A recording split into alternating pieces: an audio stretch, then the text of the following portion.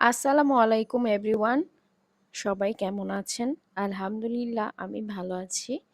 আমার আরেকটি ব্লগে আপনাদের সবাইকে স্বাগতম জানাই। আজকে একটু সিম্পলভাবে রান্না করেছি।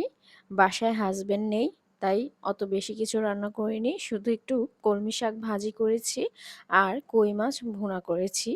তো সেই রেসিপিগুলোই আপনাদের সাথে শেয়ার করতে চলে আসলাম। তো চলুন কিভাবে রান্না করলাম রেসিপিগুলো আপনাদের সাথে শেয়ার করি। প্রথমেই আমি কলমি শাক ভাজি চুলাতে দিয়ে দিচ্ছি।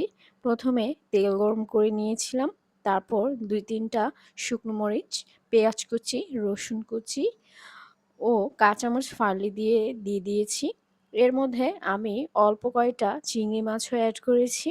তারপর পেঁয়াজটা হালকা ভাজা হয়ে আসলেই আমি কুচি করে ধুয়ে রাখা শাকগুলো দিয়ে দিলাম। এরপর কিছুক্ষণ ভাজা ভাজা করলেই আমার কলমি শাক হয়ে যাবে। কলমি শাক আমার হাজবেন্ড ঝোল খেতে পছন্দ করে, তো আমি আজকে একটু ভাজির মতো করেই রান্না করলাম।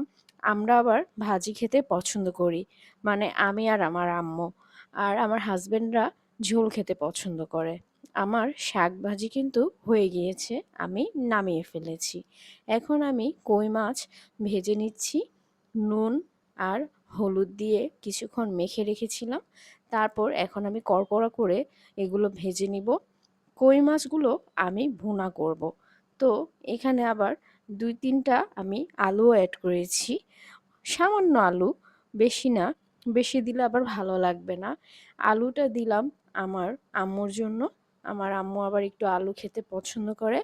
আমিও পছন্দ করি, কিন্তু অত একটা বেশি না। যাই হোক, আমি আলুগুলো ভালো করে একটু ভেজে নিয়েছি, তাড়াতাড়ি সেদ্ধ হয়ে যাবে তাই। এখন আমার আলু মাছ দুটোই ভাজা হয়ে গিয়েছে। এখন আমি তরকারিটা বসিয়ে দিচ্ছি। কড়াইয়ের মধ্যে তেল গরম করে তাতে পেঁয়াজ কুচি দিয়ে দিয়েছি। এরপর পেঁয়াজটা হালকা লাল হতেই আমি আদা রসুন বাটা, জিরা বাটা, হলুদ, মরিচ, ধনিয়ার গুঁড়ো, স্বাদ মতো লবণ সব অ্যাড করে দিলাম।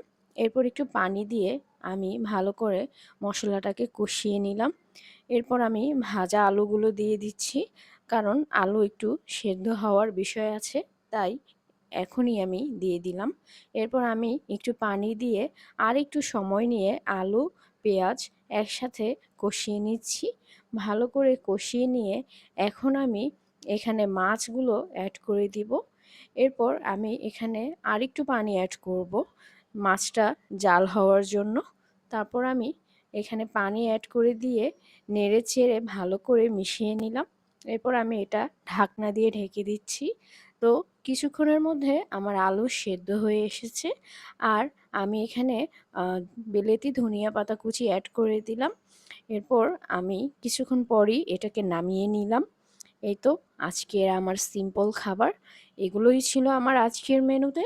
কেমন হলো আমার রান্না কমেন্টে অবশ্যই জানাবেন। আমার ভিডিওটি ভালো লাগলে লাইক, কমেন্ট, শেয়ার দিয়ে সবাই পাশে থাকবেন। তো বন্ধুরা, সবাই ভালো থাকবেন, সুস্থ থাকবেন। আবারও দেখা হবে অন্য একটি নতুন ব্লগে।